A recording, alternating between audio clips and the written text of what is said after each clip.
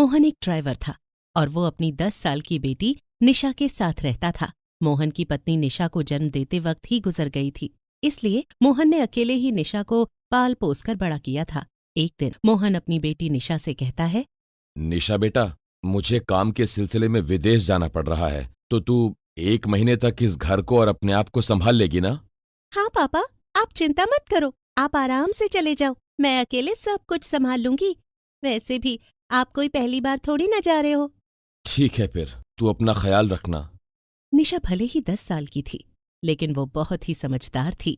वो अकेले ही पिता की गैर मौजूदगी में खुद को और घर को संभालने को तैयार थी। मोहन कुछ ही दिनों बाद विदेश चला जाता है और विदेश में मोहन अपनी दूसरी पत्नी लिली के पास जाता है। लिली और उसकी बेटी निक्की दोनों बेसब्री से मोहन का इंतजार कर रहे थे, क्योंकि मोहन पूरे 1 महीने बाद उनके पास आया था। निक्की अपने पिता को देखते ही उसके गले लग जाती है। डैड, आप कहाँ थे? आपको पता है मैंने आपको कितना मिस किया। निक्की बेटा, मैंने भी तुम्हें बहुत मिस किया, और तुम्हें ही नहीं बल्कि तुम्हारी मम्मी को भी बहुत मिस किया। मोहन, अंदर आओ और तुम रेस्ट करो, मैं तुम्हारे लिए पानी लेकर आती हूँ। लिली, अभी मेरा कुछ भी खाने पीने का बिल्कुल मूड नहीं है, मुझे बस नींद आ रही है, इसीलिए मैं अपने कमरे में सोने जा रहा हूँ। मुझे 1 से 2 घंटे की नींद लेनी है बस। ओके, तो तुम रूम में जाओ और रेस्ट करो, उसके बाद हम सब मिलकर खाना खाएंगे।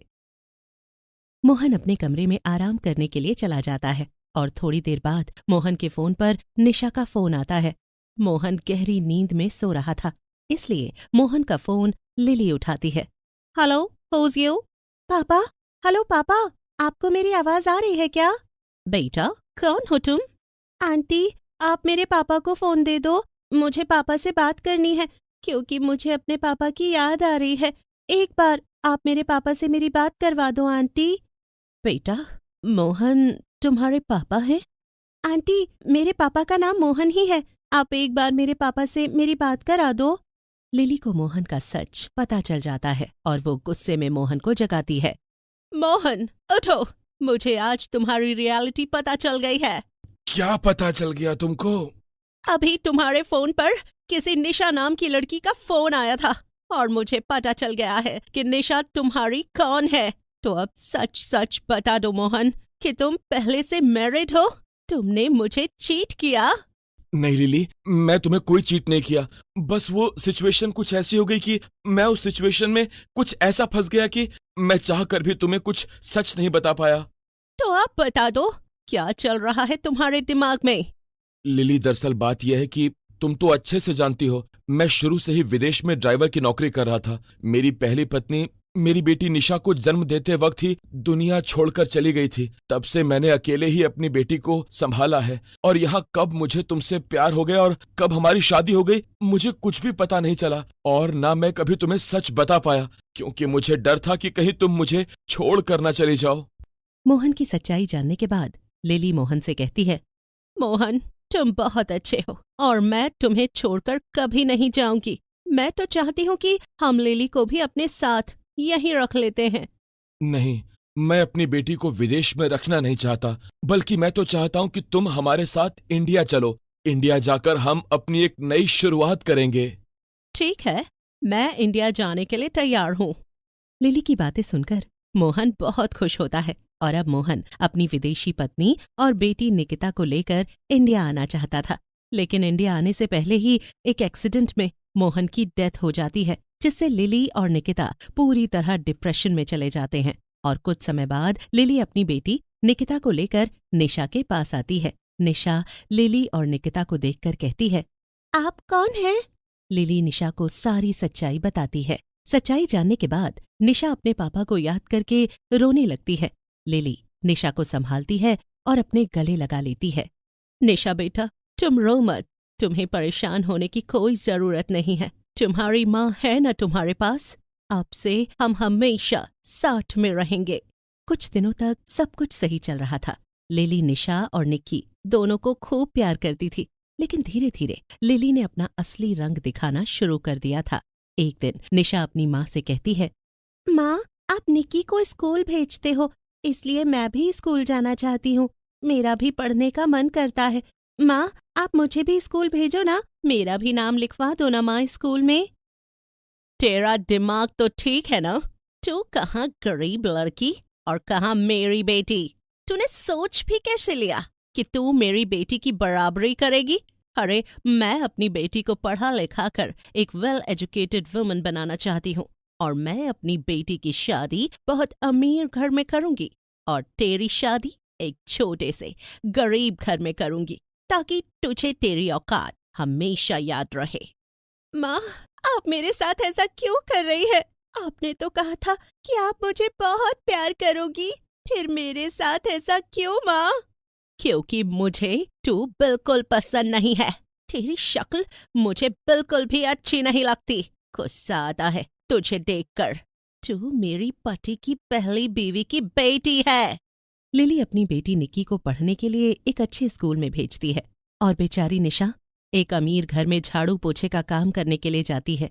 एक शाम निशा काम करके घर आती है तो वो देखती है कि उसकी विदेशी माँ लिली अपनी बेटी निक्की को खूब सारे कपड़े और खिलौने देते हुए कहती है, ये ले मेरी बेटी, आज मैं तेरे लिए खूब सारे खिलौने और कपड़े लेकर आई हूँ। मेरी बेटी के पास किसी भी चीज की कोई कमी नहीं होनी चाहिए, क्योंकि मेरी बेटी किसी प्रिंसेस से कम थोड़ी ना है। मॉम, आप उस गरीब लड़की के लिए कुछ नहीं लाई? देखो ना, वो हमें कैसे देख रही है। ऐसा लग रहा है जैसे इसने आज तक कभी नए कपड़े देखे ही नहीं है। निक्की, वैसे तूने सच ही कहा है कि इसने आज तक कभी नए कपड़े देखे ही नहीं होंगे, क्योंकि ये तो गरीब है। इसकी माँ तो इसे बचपन में ही छोड़कर चली गई थी और इसके पापा तो सारा ध्यान हम पर ही देते थे। खैर छोड़ो, मैं इसे तब भी कुछ दूंगी। निशा बेचारी उदास चुपचाप ये सब देख रही होती है कि तभी लिली निशा को अपने पास बुलाती है और उसे निक्की के फटे पुराने कपड़े देते हुए कहती है, हो लड़की, ये देख, ये है मेरी बेटी निक्की के सारे कपड़े जो कि काफी पुराने हो चुके हैं। इन्हें फेंकने से अच्छा है कि तू इन्हें पहन ले। वैसे भी गरीब लोगों को ऐसे ही कपड़े नसीब होते हैं। कोई बात नहीं माँ, आप मुझे जो भी प्यार से दोगी वो मैं ले लूंगी, फिर चाहे वो पुराना ही क्यों ना हो। बातें तो बहुत अच्छी कर लेती है, ये सब कहाँ से सीखा है तूने? लिली निशा के साथ बहुत भेदभाव करती थी और गुजरते वक्त के साथ निशा और निक्की दोनों अब जवान हो चुकी थी और लिली अब बूढ़ी हो चुकी थी। साथ ही उसने निशा की शादी एक गरीब घर में की थी और अपनी बेटी निक्की की शादी एक अमीर घर में की थी। लेकिन किस्मत से निशा का ससुराल बहुत अच्छा था। ससुराल में हर कोई निशा से खूब प्यार करता था, तो वहीं निक्की के पास धन दौलत सब कुछ था, इसलिए निक्की में अमीरी का खूब घमंड था। एक दिन अचानक से लिली की तबीयत खराब हो जाती है, इसलिए लिली अपनी बेटी निक्की को कॉल करके कहती है, निक्की बेटा, जल्दी से मेरे पास आ जा, मेरी तबीयत बहुत खराब है, मुझे तेरी जरूरत है बेटा, मुझे जल्दी से हॉस्पिटल ले चल। मॉम, मैं अपने हस्बैंड के साथ डिनर पर आई हूँ और आप प्लीज मुझे ऐसे टाइम में डिस्टर्ब मत करो और आप अपना ख्याल खुद रख सकते हो, बच्चों की तरह मेरे सामने जिद मत करो। पर बेटा, एक बार मेरी बात तो सुन, सच में मेरी तबीयत बहुत खराब है। मॉम प्लीज फोन रखो और मुझे परेशान मत करो। निक्की, तू ये कैसी बातें कर रही है? तुझे अपनी माँ की तबीयत नहीं दिखाई दे रही? क्या तू मेरी सगी बेटी है? तुझे मेरी तबीयत का सुनते ही मेरे पास आ जाना चाहिए था। प्लीज प्लीज मेरे पास आ जा बेटा। Bye mom. निक्की की बातें सुनकर लिली की आंखों में आंसू आ जाते हैं। तभी लिली के फोन पर निशा का कॉल आता है। माँ, कैसी हो आप? ठीक तो हो ना? पता नहीं क्यों मेरे मन में आपको लेकर बहुत बेचैनी हो रही थी, इसीलिए मैंने आपको कॉल कर दिया। निशा बेटा, मुझे माफ कर दे, सच में मेरी तबीयत बहुत खराब है, मुझे तेरी जरूरत है बेटा, तू जल्दी से मेरे पास आ जा। माँ शांत हो जाओ, परेशान होने की जरूरत नहीं है, मैं बस 10 मिनट में आपके पास आ रही हूँ।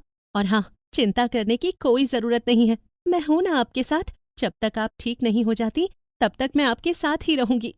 माँ की तबीयत का सुनकर निशा अपने पति अजय के साथ अपने मायके आ जाती है और अपनी माँ को अस्पताल लेकर जाती है, जहाँ डॉक्टर लिली को एडमिट कर लेते हैं और 2 दिन बाद निशा अपनी माँ को अस्पताल से डिस्चार्ज करवाकर घर ले आती है।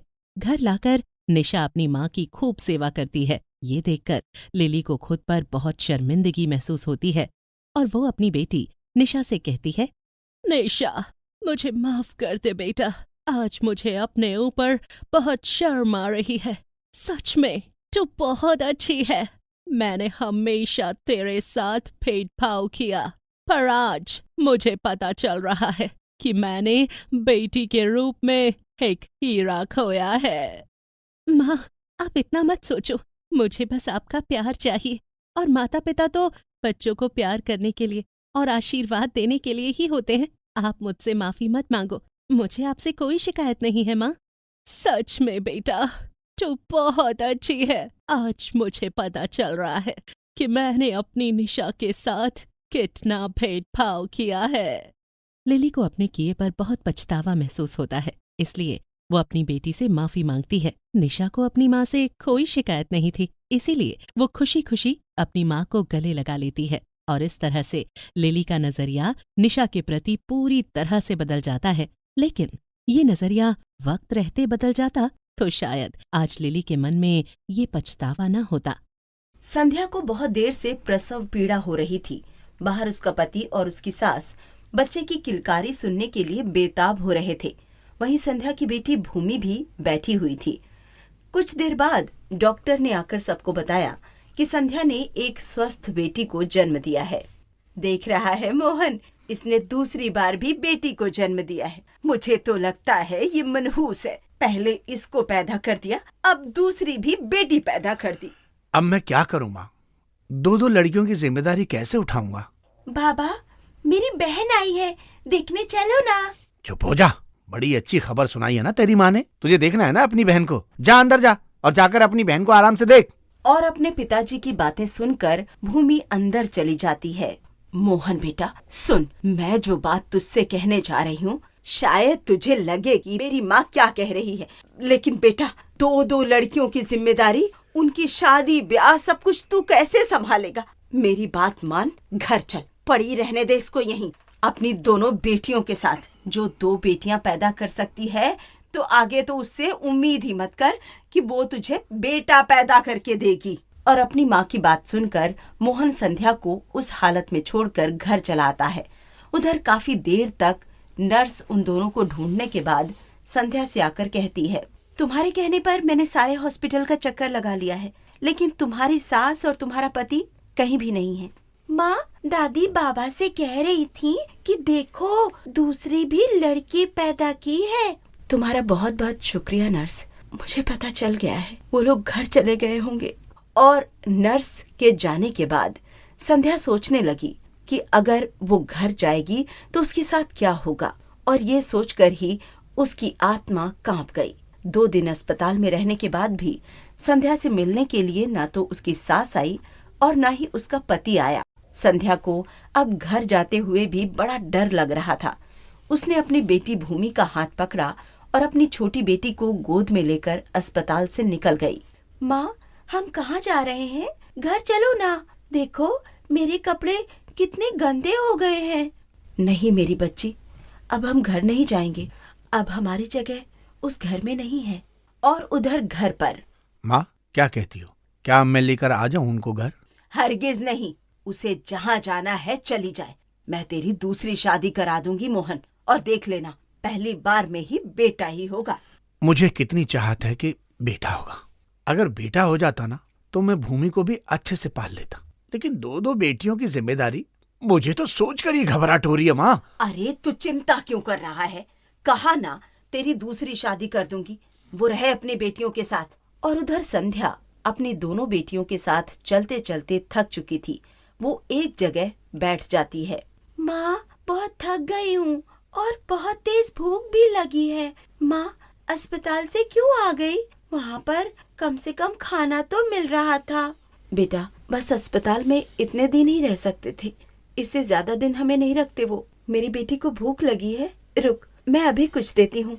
संध्या ने इधर उधर देखा। सारे लोग अपने अपने काम में व्यस्त थे। कोई इधर उधर आ जा रहा था, कोई कुछ कर रहा था तो कोई कुछ कर रहा था। और तभी संध्या ने वहाँ से गुजरने वाली एक औरत को आवाज देकर रोका।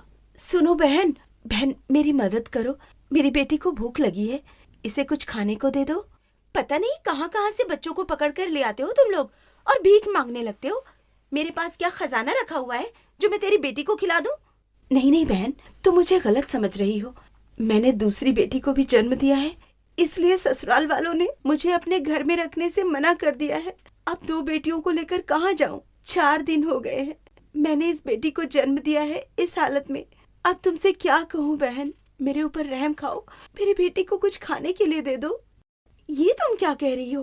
क्या सचमुच में तुम्हारे ससुराल वालों ने तुम्हें सिर्फ इसलिए निकाल दिया कि तुमने दूसरी बेटी को जन्म दिया है? हाँ बहन, अब मैं क्या कर सकती हूँ, बस मेरी बेटी को कुछ खाने को दे दो, इसने कुछ नहीं खाया है सुबह से।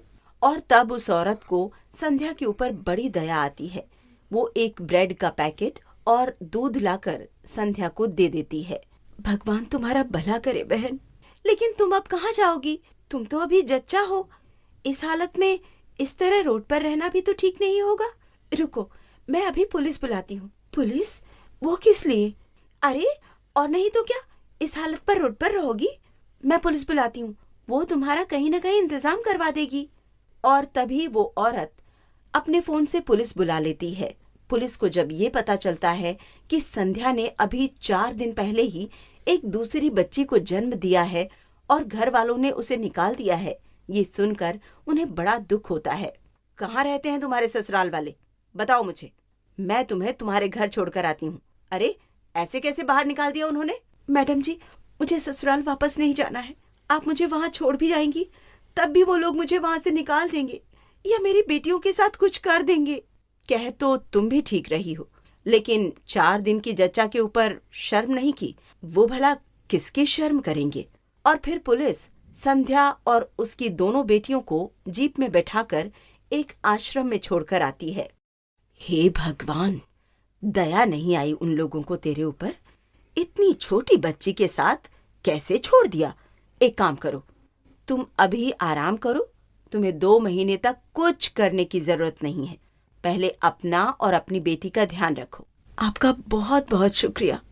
और फिर संध्या आश्रम में रहने लगी। भूमि वहां पर और बच्चों के साथ खेलने कूदने लगी। 2 महीने हो चुके थे। संध्या आश्रम की मालकिन के पास जाती है। मैडम, आपकी मेहरबानी से मैं अब काफी अच्छे तरीके से संभल चुकी हूँ। बस आप मुझे कहीं काम दिलवा दीजिए ताकि मैं अपनी बेटियों का ख्याल रख सकूं। ये तो तुमने बहुत अच्छा सोचा है। और यहाँ आश्रम में भी हम ज्यादा दिनों तक इस तरह नहीं रखते हैं। हम उन्हें काम सिखाते हैं और उन्हें आत्मनिर्भर बनाते हैं। तुम बताओ, तुम्हें क्या काम आता है? मैं खाना बहुत अच्छा बना लेती हूँ। तो ठीक है, हम तुम्हें 1 महीने की ट्रेनिंग देंगे। तुम अच्छे से खाना बनाना सीख जाओगी और फिर अपना काम शुरू करना, अपनी बेटियों को पालना और उन्हें काबिल बनाना। फिर संध्या वहीं पर कुकिंग कोर्स करती है। वो वहां पर हर तरह का खाना बनाना सीख जाती है।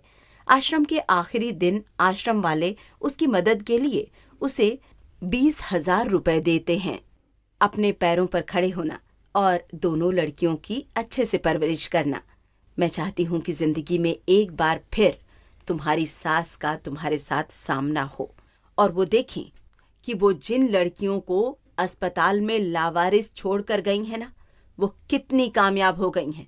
मैडम, आपकी ये बात मैंने गांठ बांधकर अपने दिल में रख ली है और देख लेना, एक दिन मैं अपनी बेटियों को इस काबिल बनाऊंगी कि सब देखते रह जाएंगे। संध्या सबसे पहले एक छोटा सा कमरा किराए पर लेती है और उसके बाद वो कुछ पैसों से अपना खाने का काम शुरू करती है। अपनी दोनों बेटियों के साथ वो सड़क के किनारे खाना बेचने लगती है। लोगों को उसके हाथ का खाना बेहद स्वादिष्ट लगता है। धीरे धीरे संध्या की दुकान बहुत अच्छी चल पड़ती है। वो भूमि का एडमिशन एक अच्छे स्कूल में कर देती है और छोटी बेटी का नाम वो कनक रखती है। उधर मोहन की माँ उसकी दूसरी शादी कर देती है। शादी के बाद उसको बेटा होता है और मोहन बहुत खुश होता है।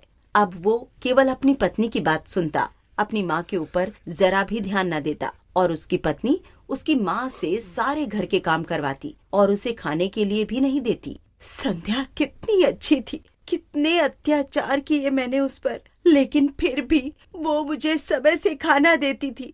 कितना ख्याल रखती थी। ये सब मेरे ही कर्मों का फल है। समय कई साल आगे निकल जाता है। अब संध्या का एक बहुत अच्छा रेस्टोरेंट था और उसकी दोनों बेटियां उसके साथ मिलकर रेस्टोरेंट चलाती थीं। रहने को अच्छा सा घर था और उनके पास अपनी गाड़ी भी थी। एक दिन सुबह सुबह भूमि आकर जब रेस्टोरेंट को खोलती है तो एक बूढ़ी औरत वहीं पर बैठी हुई रो रही थी। अरे अम्मा, यहाँ क्यों बैठी हैं आप और क्यों रो रही हो? बेटी, मेरे बेटे और मेरी बहू ने मुझे घर से बाहर निकाल दिया। कल से कुछ नहीं खाया है बेटी, बहुत तेज भूख लगी है। अरे, खाने की बिल्कुल भी फिक्र मत कीजिए, ये हमारा ही रेस्टोरेंट है। अंदर चलिए, मैं आपको खाने के लिए कुछ देती हूँ। भूमि उस बूढ़ी औरत का हाथ पकड़कर उसे अंदर ले जाती है और एक चेयर पर बिठा देती है। तभी संध्या भी कनक के साथ वहाँ आ जाती है और एक बूढ़ी औरत को कुर्सी पर बैठा हुआ देखकर वो भूमि से सवाल करती है, मम्मी, इनको इनके बेटे ने घर से निकाल दिया है और ये बहुत भूखी है। मैं तो इनको खाना दे रही थी। और संध्या ने जैसे ही पास जाकर बुढ़िया को देखा, वो हैरान हो गई। वो तो उसकी सास थी। भूमि बेटी, इनको ब्रेड मत देना खाने के लिए, इन्हें सुबह सुबह पराठे खाने की आदत है। संध्या की आवाज सुनकर वो बूढ़ी औरत संध्या की तरफ देखती है और फिर कुर्सी से उठकर वो संध्या के पैरों पर गिर जाती है। अरे, आप मुझे पाप का भागीदार क्यों बना रही हैं? मुझे माफ कर दे संध्या, मुझे माफ कर दे। ये सब मेरे ही कर्मों का फल है। मैंने तुझे अस्पताल में छोड़ दिया और मैंने अपनी बेटी की शादी कर दी। उसको बेटा हुआ, लेकिन मेरी कदर उस घर में कुछ नहीं रही बेटा। और परसों मेरे बेटे, मेरी बहू और मेरे पोते ने मुझे घर से बाहर निकाल दिया बेटा। ये आप क्या कह रही हैं? आपके पोते ने आपको घर से निकाल दिया? पर आपको तो पोता ही चाहिए था। माँ, ये कौन है? मेरी प्यारी बेटियां, सुनो, ये तुम्हारी रिश्ते में दादी लग, लेकिन इन्होंने जो तुम लोगों के साथ किया वो तो कोई दुश्मन भी किसी के साथ नहीं करता। कनक, तुम्हारे जन्म लेने के बाद इन्होंने मुझे, भूमि को और तुम्हें अस्पताल में छोड़ दिया। दादी, ये आप हो? मैंने तुम लोगों के साथ बहुत बुरा किया है बेटा, इसीलिए आज भगवान मुझे तेरी चौखट पर लाकर खड़ा कर दिया ताकि मैं अपने किए की माफी मांग सकूं। मुझे माफ कर दे बेटा, मुझे तुम तीनों माफ कर दो। हम कौन होते हैं आपको माफ करने वाले? भगवान आपको माफ करे। भूमि, कनक, तुम दोनों इनको आराम से खाना खिलाओ और सम्मान के साथ यहाँ से भेज दो। लेकिन मम्मी, ये तो हमारी दादी है ना, ये कहाँ जाएंगी? काश तुम्हारी दादी ने भी ये बात तुम्हारे पैदा होते समय समझ ली होती। छोड़ो ना मम्मी, अब गुस्सा शांत भी कर लो। दादी है, कहाँ जाएंगी ये? अपनी बेटियों की बात सुनकर संध्या अपनी सास को अपने पास ही रख लेती है और अब संध्या की सास अपनी दोनों पोतियों से बेहद प्यार करती है।